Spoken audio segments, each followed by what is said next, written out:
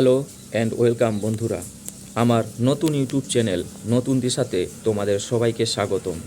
আজকে আমি তোমাদের উচ্চ মাধ্যমিক পরীক্ষার বাংলা বিষয়ের সাজেশন হিসাবে পূর্ণাঙ্গ সহায়ক গ্রন্থ অর্থাৎ আমার বাংলা টপিকটি থেকে মোট 5 মার্কের 10টি প্রশ্ন তৈরি করে রেখেছি, যেগুলো তোমাদের উচ্চ মাধ্যমিক পরীক্ষায় সাজেশন হিসাবে খুব গুরুত্বপূর্ণ। তোমরা যদি এই প্রশ্নগুলি ভালো করে তৈরি করে রাখো, তাহলে তোমাদের পরীক্ষায় তোমরা অনেকটাই সাহায্য পেয়ে থাকবে। আর এই প্রশ্নগুলির মধ্যেই তোমাদের পরীক্ষায় কমন আসবেই। তোমরা এই প্রশ্নগুলির উত্তর ভালো করে তৈরি করে নাও, তোমাদের পরীক্ষা খুব ভালো হবে। তো বেশি কথা না বলে আমরা এগোই ভিডিওর দিকে। তো বন্ধুরা, তোমরা দেখতেই পাচ্ছ পূর্ণাঙ্গ সহায়ক গ্রন্থ অর্থাৎ আমার বাংলা থেকে আমি তোমাদের আগত উচ্চ মাধ্যমিক পরীক্ষার সাজেশন হিসাবে বাংলা বিষয়ে মোট 10টি প্রশ্ন সাজেশন হিসাবে তৈরি করেছি, যেগুলি হলো: প্রথমত, গারো পাহাড়ের নিচে যারা বাস করে তাদের জীবনযাত্রার সংক্ষিপ্ত বর্ণনা দাও।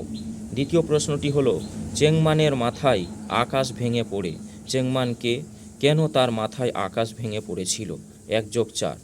3 নম্বর প্রশ্নটি হলো, তাতে চেংমানের চোখ কপালে উঠল। চেংমানকে তার চোখ কপালে ওঠার কারণ কি? 1+4। 4 নম্বর প্রশ্নটি হলো, আর এক রকমের প্রথা আছে, নানকার প্রথা। নানকার প্রজাদের অবস্থা কেমন ছিল? পরে তাদের অবস্থার কি পরিবর্তন হয়েছিল? 5 নম্বর প্রশ্নটি হলো, নতুন ছাতি মাথায় দিয়ে মহা ফুর্তিতে বাড়ির দিকে সে চলল। কার কথা? সে নতুন ছাতি কিভাবে পেল? 1+4। 6 নম্বর প্রশ্নটি হলো, চেয়ারের ওপর যিনি বসে আছেন তাকে দেখে নিজের চোখকে বিশ্বাস হচ্ছিল না। চেয়ারের উপর কে বসেছিলেন? লেখক তাকে কোথায় দেখেছিলেন? লেখকের এই স্থান দেখার অভিজ্ঞতা সংক্ষেপে লেখো। 7 নম্বর প্রশ্নটি হলো, হঠাৎ একদিন ক্ষেপে উঠল কোলের কলকাতা। কলকাতার ক্ষেপে ওঠা বলতে কি বোঝানো হয়েছে? কলকাতা ক্ষেপে ওঠার ফল কি হয়েছিল? 2+3। 8 নম্বর প্রশ্নটি হলো, মোনা ঠাকুর বর্ণিত কোলের কলকাতার সংক্ষিপ্ত বিবরণ দাও। 9 নম্বর প্রশ্নটি হলো, জেলখানাটা পাহাড়ের 3 তলা সমান একটা হাঁটুর ওপর। কোন জেলখানা? সেখানে সাধারণ কয়েদিদের ওপর কীরকম অত্যাচার করা হতো? অথবা এই কোশ্চেনটা যদি ঘুরিয়ে আসে, এ হচ্ছে এক বিশেষ জেলখানা, লেখকের এমন মন্তব্যের তাৎপর্য লেখো। 10 নম্বর প্রশ্নটি হলো, এরা সব সাধুচরণের অতীত, সাধুচরণ এদের ভবিষ্যৎ।